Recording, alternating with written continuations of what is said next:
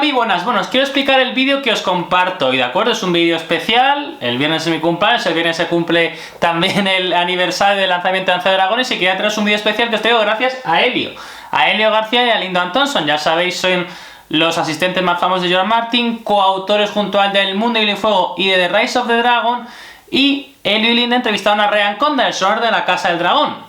Si nadie conoce mejor la obra de George Martin que Helio y Linda, nadie conoce mejor La Casa del Dragón que el showrunner Ryan Condal. Entonces la entrevistaron hace un par de semanas y Helio ha sido tan bueno que me pasó la entrevista subtitulada al español. Yo creo que realmente estáis deseando escucharle porque ¿qué le preguntarían a las personas que mejor conocen Poniente, en palabras de George Martin, a la persona que mejor conoce la adaptación sobre la Poniente que estamos disfrutando ahora, que es La Casa del Dragón?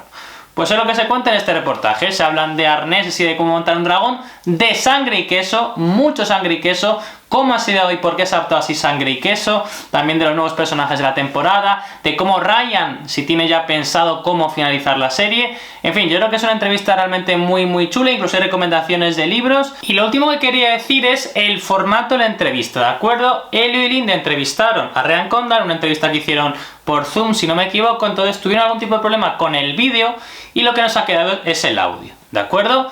Y ese audio es lo que está subtitulado en español. Entonces la entrevista está en inglés, si ponéis el audio, como a veces veis con mis vídeos, pues solamente vais a oír palabras en inglés, pero vais a ver por pantalla, no pequeñita, sino letra muy grande, es decir, lo que vais a ver por pantalla van a ser palabras en español, que es la traducción directa de lo que Helio y Linda entrevistaron, le estaban preguntando a Ryan y lo que Ryan respondía, ¿de acuerdo? Entonces ya digo, si sois de los que veis mis vídeos, pues los escucháis más que verlos, pues lo siento mucho, pero no he podido hablar la entrevista, no he tenido esa capacidad, pero sí aparece todo el rato subtitulado al español. Yo creo que se entiende muy bien, con que sepáis un poquito de inglés vais a entender bien lo que dice Ryan y lo que dice Helio y Linda, a lo mejor algún nombre propio de algún libro no lo conocéis, pero bueno, os aviso de esto, que sabéis que mis vídeos son más para escuchar que para ver, y en este caso solo vais a escuchar hablar en inglés, a partir de ahora. Pero si lo veis, sí vais a poder ver todo el rato en el español, letras muy grandes, lo que están diciendo Helio, Linda y Ryan. Y ya digo, no me enrollo más, y por fin vamos a ver esta fantástica entrevista.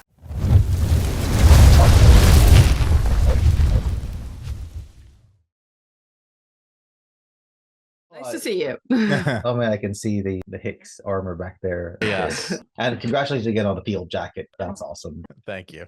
Appreciate that. Actually, I will again kind of plug for you the Stuff Dreams Are Made Of podcast. I know you're a hiatus at the moment. Big fan. I followed every episode and have really enjoyed it. I'm not a collector myself. I just love the movies you guys love. And We've just got a bunch of books in the background. yeah, That's fantastic. Everybody collects something, but that's great. Yeah. Thank you. Yeah, we'll be back this summer shortly-ish. So new episodes this summer.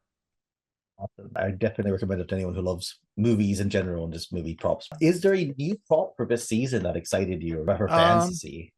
They're always making new stuff. I'm trying to think. The first season was such a bonanza of stuff. We built the throne and the model and the light up painted table. There was so much exciting stuff there. I think this season I'd probably go to our new saddlery. I mean, whenever we introduce a new dragon, it comes with new saddlery, and it's actually the one physical thing that we actually build around the dragon, because everything else happens in make-believe land. So, and I'm always so excited to see what they do with it. And I kind of give them a briefing on the dragon and how old it is and who wrote it previously, to try to give them an idea of like, well, how old should this thing look and what kind of condition it's in. So I think probably this season I was most excited to see, I would say probably a Silverwing saddle. That was an exciting moment. We talked a lot about Silverwing and we saw Vermithor briefly in season 1, but certainly there was no physical saddle built yet for that dragon. But Silverwing, we talked a lot about her history as kind of Queen Alisanne's dragon, and I always said she would have used her the way Queen Elizabeth used like the Britannia. It was like her like diplomatic tool. It was like the dragon that she used to progress all over King's Landing, to meet with the lords and ladies, but also to meet with the small folk. So it was really, during Jaehaerys's reign, it was very much like a diplomatic tool. And without everybody that's read the book obviously knows where this goes, but I just find it very ironic who takes that saddle next and compared to Queen Alicent. So we talked a lot about that, and you'll see a lot of that went into the making of that particular saddle. Now, as a horse rider, I approve of tailoring it to the individual and making sure they have their preferences catered to. Yeah, but a lot of these saddles in this world, they get inherited, because the way we have it is the saddles are never taken off.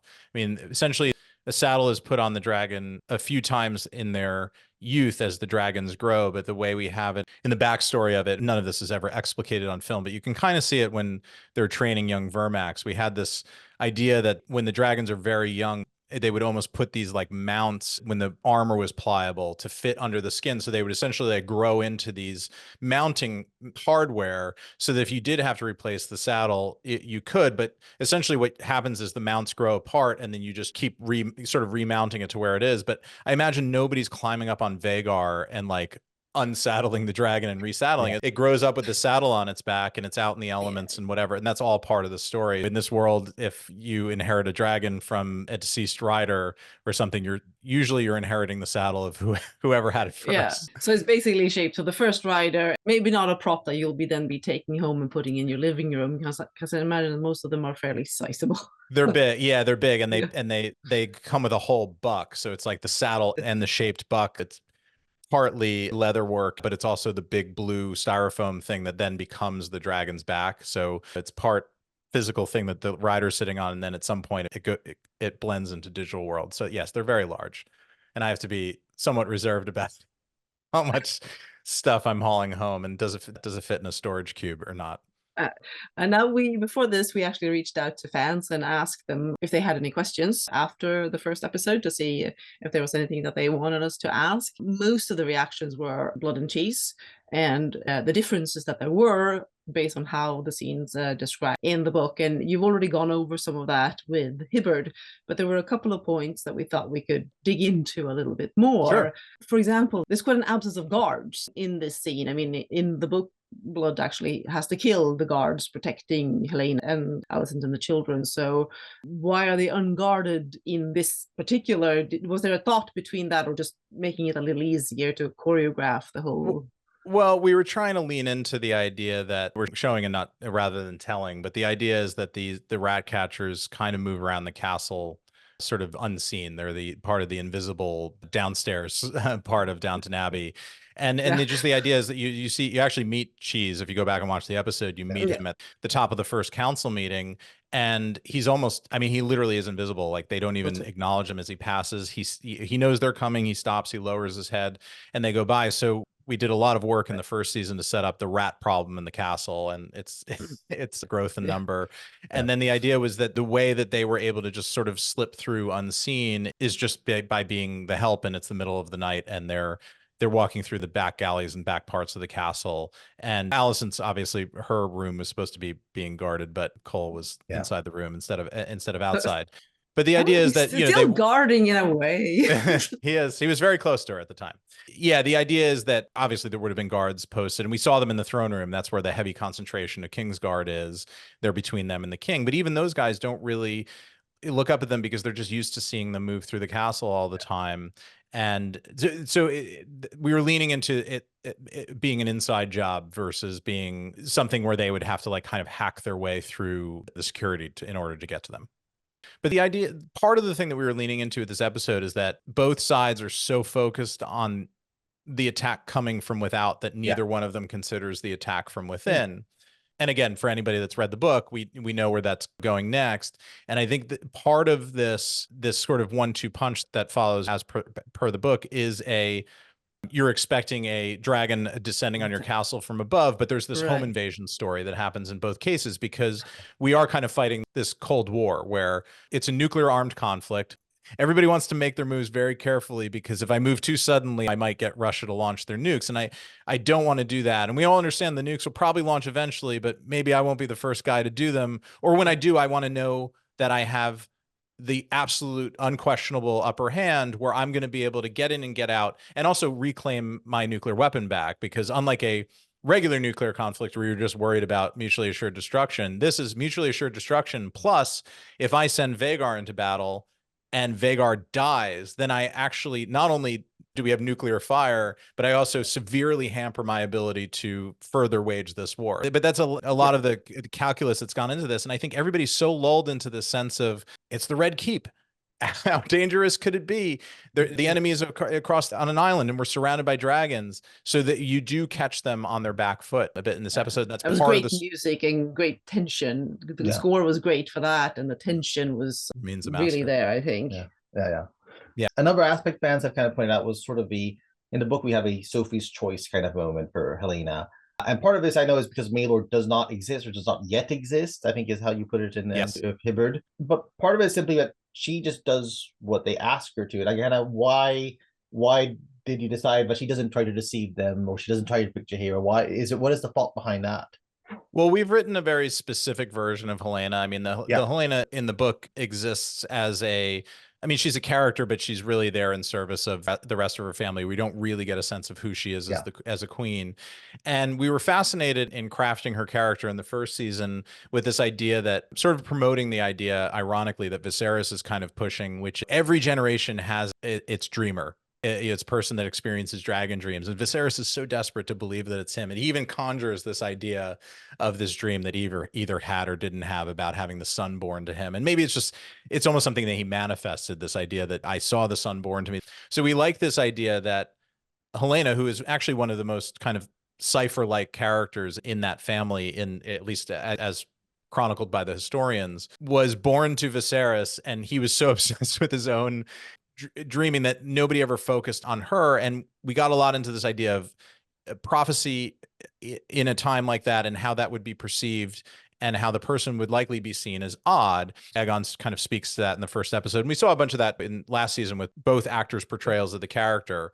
So we were trying to craft the sequence that was in service of the character of Helaena that we had set up. And Helaena perceives the world in a different way, but also in a very kind of black and white way. And I think when they tell her that, like, if you don't tell the truth, we're going to kill everybody in the room, she takes them at face value. Whereas everybody else in her family is this political player. And like, yes, Alicent would have played that scene differently. We wanted Helaena as the pure innocent in this world to experience the scene through her point of view as we wrote the character in season 1. I understand the scene from the book is actually one of the most spelled out things, but when we started considering the production practicalities, the reality of getting 2 very small children of that age to act, which you cannot do. So we would have had to radically age up the children. And then you run into the problem of things that you can actually expose children to on set.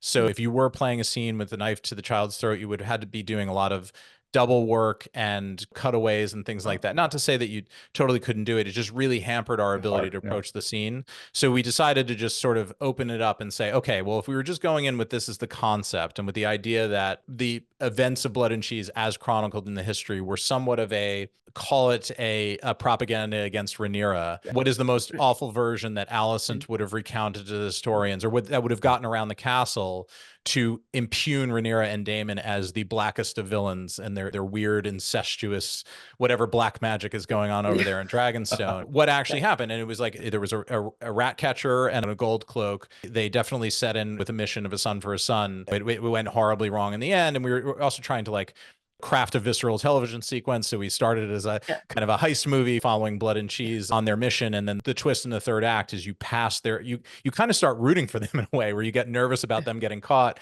And then you pass their point of view over to Helaena in the third act. Again, the most innocent person really on this board at the time. So it was a host of decisions that kind of went into it. And I always say, like, I love the scene in the book.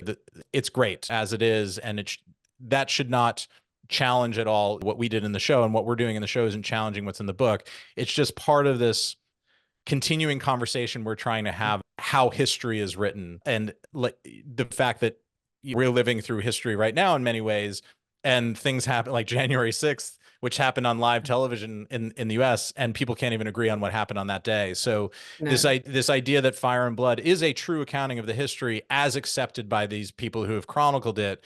And then there are things that very much line up. And this person was the king at this time, and this person was the queen at that time, and they had this many children and went on to whatever. But then other things sort of fall into that, how history it was interpreted, or how it was written down to push an agenda forward, or things like that. Great. So I will go on to the opening. We love it. That is that's the stuff we love most of all. The history, Right. seeing it. I know that it was your kind of idea, the Bayou Tapestry, and showing this history of them. But particularly the first section with the before Vadum, Valyria, how much of that is your work, and how much was like, did you outline like we want to see X, Y, and Z going forward? We actually had a super book nerd that worked on the titles company team that was the kind of project lead. And she came in with a bunch of great ideas, and we fed it, and with information that we had from George and sort of drawing from what we knew about Valyrian history and things that he said. I don't want to over explain too much. I just think there's a lot like ensconced in there that I think people can excavate. And just as the original series, the map kind of evolved over time, I think people can look forward to this telling different stories. And I think the fun way of that, like how we've done it, is that the images are set the way that they're kind of drawn, but a lot of times you're seeing a very specific part of it. So in other iterations, you'll see a more kind of full part of these beautiful kind of, they're almost like stained glass paintings, the way that they're put together. They're these like tableaus that they've designed, and they have the 2D artist that goes in and draws them actually in a very medieval kind of no perspective, the classic flat medieval perspective drawing. They look like sort of antique drawings, and then their software magic turns it all into the kind of threaded work that you see. And it's wonderful. I said we're going to be selling blankets. Yes, I'd love sheets. Absolutely. I'm the actual Bayou Tapestry is like massive. You could see having a scene on a bedspread there, like the Doom of Valyria. So you've changed the opening, and it's really great. We still have the same theme music, the Game of Thrones theme music. I mean, Ramin is amazing. Has there been any thought at some point that you can move out of the shadow of Game of Thrones and have a House of a Dragon theme, or are you going to stick to it? We talked a lot about it, and this goes back to season 1 discussions. I will say simply, like, we did explore it a lot, and Ramin explored it a lot because he wanted to, he's an artist, and he's, as with anybody done anything, I wouldn't want to have to be faced with the script I wrote 14 years ago every week and have it play it every time I walk into a room. I just think that in a way that's like torture. And look, he loves it and he's very proud of it, but it's also something he did in a much earlier part of his career. So he was motivated to outdo himself. We sort of two issues. One is that theme is so ensconced in it, just the emotion that you feel hearing it. It's undeniable. You cannot like separate yourself from it. So we're fighting nostalgia. It's just like opening a Star Wars movie without the fanfare. It feels different. I will say there were creative people within the production that were more sort of willing to take a jump and a risk. And I think there were other concerns that kind of came in. I mean, this is a giant show that the company has a lot of stuff staked on. I would just say, and all these were friendly conversations. There was never anything like that, but we were always weighing against, do you take the bold route and possibly do something that everybody's like, oh yeah, that's cool, new Ramin music. I mean, of course it would be great because he made it, and not honor the original theme song. And I think we just, because this series is so closely tied to Game of Thrones, that it just felt like this was the right way to go with this one. And I came to that conclusion myself at the end, but we did do, it wasn't something that we didn't talk about. We did a full exploration, believe me. Ramin did great stuff. Calls and echoes of things that you've heard across the rest of the series. That's where we are. You've talked a bit about having a sense of what you have, sort of how many seasons you think there'll be roughly and what you have left to do. But have you settled on where precisely you want to end the show? Do you more or less know the last scene, or is that a question for later? I believe that I have the final image in my head of what we want to do. Exactly what precedes it and how we get there, I think, is a little more up to debate.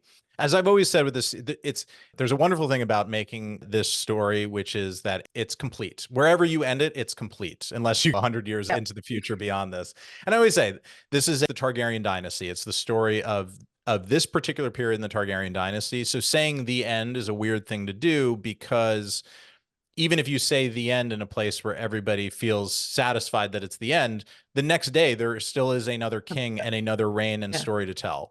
The end in the original series, the White Walkers are vanquished, Daenerys is dead, there's a new king. That is a little epilogue for where everybody goes off to at the end. And I imagine when George finishes the books, there will be the end, a point at the end of it. So the challenge here, as I always say, is if you imagine this as a multi-act play, you have to decide at the end of our story where to drop the curtain down.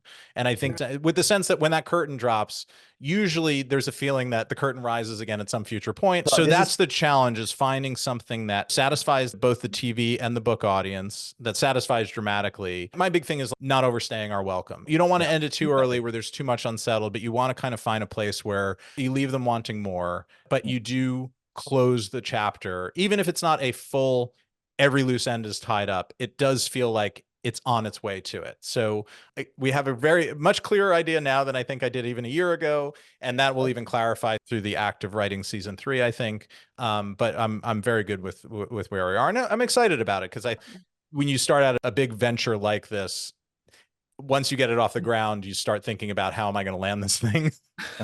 and it haunts you and stays with you. So believe me, I'm more worried about it than anybody else is. We also had some thoughts. Obviously, there's not that many, so far at least, new characters introduced. But for characters or storylines that you had to craft this season, was there anyone that was particularly challenging to work with? No, I mean, I would say the nice thing about it, we introduced more characters than I think I realized we introduced at the end of the writing of the season. It was in the watching of the show where I realized how many new, I wouldn't say point of view characters necessarily, but hero characters that have a first and a last name.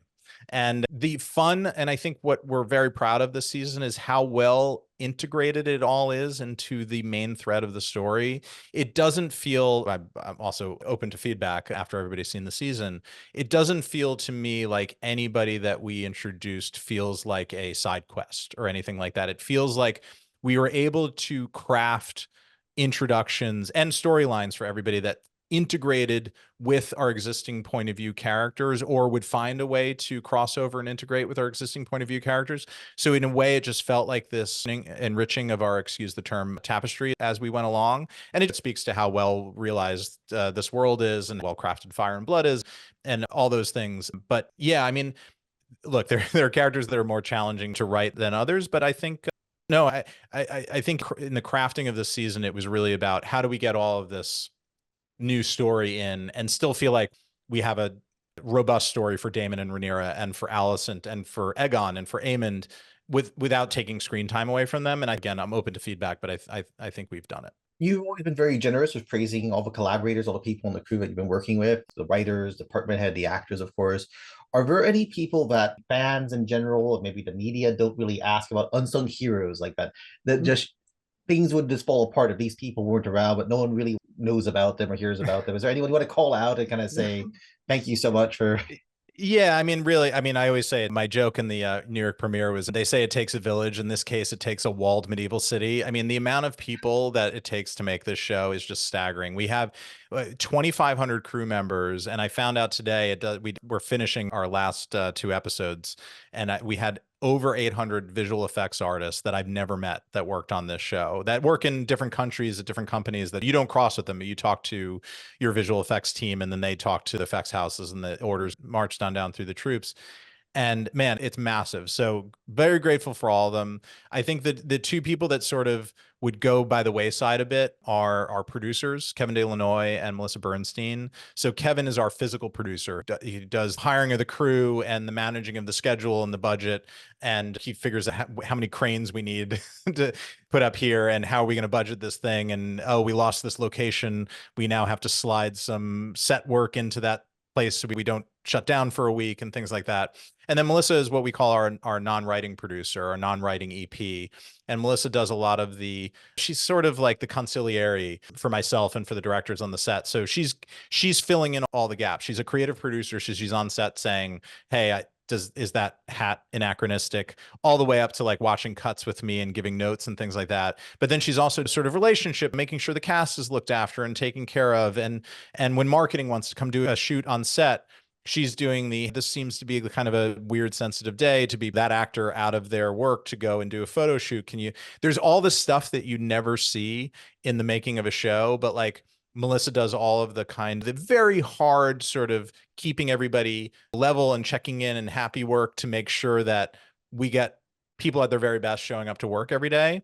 And then she does the hard creative work of being the voice next to me when handing scripts in and sitting in the edit bay when I'm saying like, oh God, I don't know, should we cut from this to this or this to this? And she's just a voice to have there. So she does the hard job of being both a creative and a practical producer, sort of problem solving. Melissa's new with us this year, but she comes from the Vince Gilligan world. She worked with Mark Johnson for a million years. She worked on Breaking Bad and Halt and Catch Fire and Better Call Saul. She's a tremendously experienced and incredibly talented lady. But I think those are the two. Everybody thinks of writers and directors and visual effects supervisors and of course the cast, but those are the two that really, like, without them we would all dead and we wouldn't have the crane that we need on the morning. I have to admit, that part of like Game of Thrones as well had this thing where you just grew and grew, and I think Bernadette Caulfield did a lot of that sort of production thing, the producing and getting it all. I just can't imagine. I imagine like some room just plastered of schedules and trying to get all the pieces to go together. So many spreadsheets and schedules and color coding, and he's that guy. Yeah, I mean,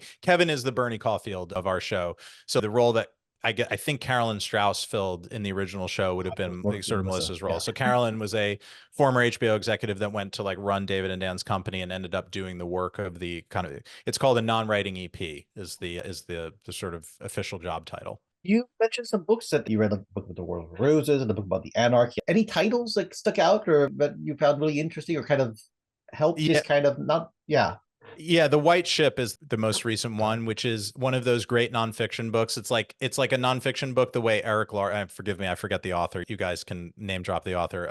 Apologies to the author that I'm promoting your book, but I forget your name. But it's written like Eric Larson would write a history, or like David, the guy that wrote Killers of the Flower Moon. It's a nonfiction, but it reads like a thriller and a novel. If you guys haven't read it, it's great. And it's so horrifying. I mean, Medieval Times was just awful, like awful. Song of Ice and Fire is so civilized versus, I mean, your brain would reject rooting for anybody in the show if we actually did the real telling of how people would just like gouge children's eyes out to settle a score with the person on the other side of the it's just terrible. But there's a ton of that for anybody that's into medieval torture porn. The White Ship gets into a lot of that, but it starts the ship going down in the harbor and William losing his heir, and that's what kicks off the whole, well, who's going to take over? And then it passes to Matilda, and then her cousin Stephen has a challenge to that because he's the male claimant. And you'll see a lot of parallels into this particular period in Fire and Blood. So really enjoyed that. The War of the Roses, I read the book 20 years ago, and there's a great one, and it has like the two symbols on the cover, and I can't remember which one it was, but it's probably the one that George pointed to a million times because I think I probably just saw it on his blog and went and bought that book and read it. But I love medieval histories. At some point I was trying to get a movie made about the Siege of Malta, the Siege of 1565. And so I read 2 novels or historical fictionalized accounts of it, and then there were like 3 real history accounts. I feel like I could walk around Malta and do a talk on it. I've read so many books on that. The Great Siege is the book that sticks out in my head. It's like, that is a great story that desperately needs to be told somewhere. Have you read Barbara Tuchman's A Distant Mirror? No. Well, that was a really cool one about sort of the 100 Years' War. It's a bit earlier than this, but it's Tuchman she wrote The Guns of August about World War I and how that started, and she did this one. I know George read it. I asked him about it. It's a very interesting period. And these are nonfiction? Nonfiction, but it's not. So George has read it, and it's got a narrative because it follows one particular person, Enguerrand de Coucy, who was a Frenchman who ended up having this really fascinating history during this 100 Years' War. And at the same time, she kind of talks about all aspects of the noble culture of a society, has some stories about how they had a low sense of humor, I guess we would call it today. The very raunchy stuff was going on. So when you hear like mushroom, like people like, that was ridiculous. Like, no, they were really lowest common denominator. Yes, very, very much. And at court, because it was sort of the impropriety is what made, and it was okay for the jester to do it, which is why everybody laughed. Yeah. The last question, have you been to Belfast yet? I know Night of Seven Kingdom is filming in Northern Ireland, and you are an executive producer on that. Have you been there yet to see the Titanic Porter Studios? I am very embarrassed to say I have not, but I will be going up at some point during filming when it doesn't stress poor Ira out. Yeah. First days, first season. You guys know I'm a giant Dunk and Egg fan. Going back to, I think I read the first Dunk and Egg probably before I even read Storm of Swords because of the publishing order happened. So my love of those books goes back very, very, very deep. and he's done a fantastic job. I mean, him and the team of writers that he's worked with, they've rendered a really great version of that story that's incredibly faithful, but has expanded it and made it into a proper, exciting television show. And I'm super excited to see it come together. I've seen some here and there. Ira's been kind enough to show me, and they're doing great. He's got a great team up there. I'm excited as a fan because it's fun. Part of the bummer of working on this show is that I don't get to watch it as a fan. By the time it airs, I've seen the episode 300 times, and it's basically like you might as well just put a spreadsheet in front of me, because that's how I see it. It's very hard. Now I can go back and watch season 1 and sort of with some joy in my eyes, because it's been long enough that I've been able to forget things. But it's just the bummer of, like, you ensconce yourself in a world like this and you're like, okay, well, I'm going to see where all the bodies are buried. Some of the mystique is going to be stripped out of it. But I think that one is a fun one for me, because largely I'll just get to watch it as a fan, and I'm genuinely excited for what they're doing up there. Very cool. So are we. Yeah. Thank you so much for your time. I really appreciate it. Great. Yeah, I'm excited to hear what you guys think, and the fans and all that. I'm incredibly proud of the season.